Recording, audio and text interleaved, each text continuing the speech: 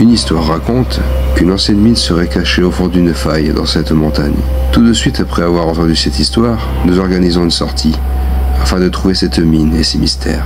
Après plusieurs sorties, nous y étions enfin. La faille était bien là. Une faille jonchée d'animaux morts.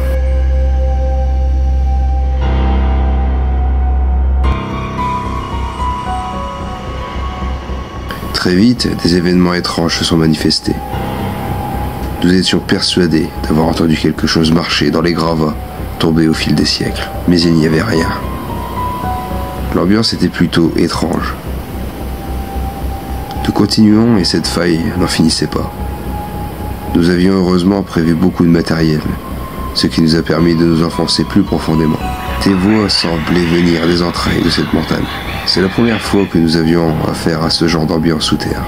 Mais malgré tout, rien ne semblait nous empêcher de descendre, jusqu'à trouver un accès, permettant de rejoindre enfin la mine.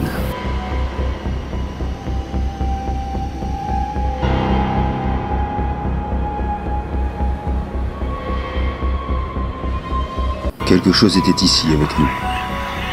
David perd les pédales. Il croit voir des silhouettes à chaque recoin. Il est impossible de remonter dans de telles conditions de stress. Nous sommes 100 mètres sous la terre. Ce type de mine a forcément une entrée d'où arrivaient les wagonnets. Il nous fallait la trouver.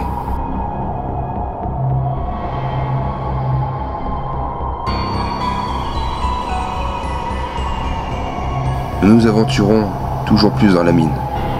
Je transpirais énormément et David se mit à chuchoter en se grattant les poignets.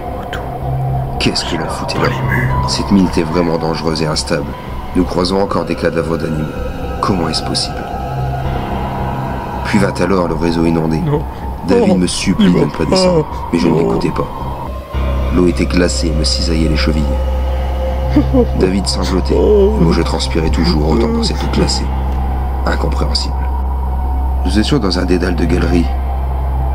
L'eau tombait de partout. Des puits s'élevaient au-dessus de nous et semblaient aspirer notre vitalité dans un râle angoissant. Je retrouve mes esprits, je saisis David apeuré et nous rebroussons chemin. Allez, viens, il faut partir. Ma dernière corde, j'espérais qu'elle nous mène à la sortie. Mais elle a toujours un dédale. Nous prenons activement une galerie en suivant les ruissellements. Et voilà une lumière. Un râle provient de la mine derrière nous. On ne s'arrête pas. Un barrage se dresse devant nous. C'est le dernier rempart. Nous avons réussi à sortir de cette mine maudite.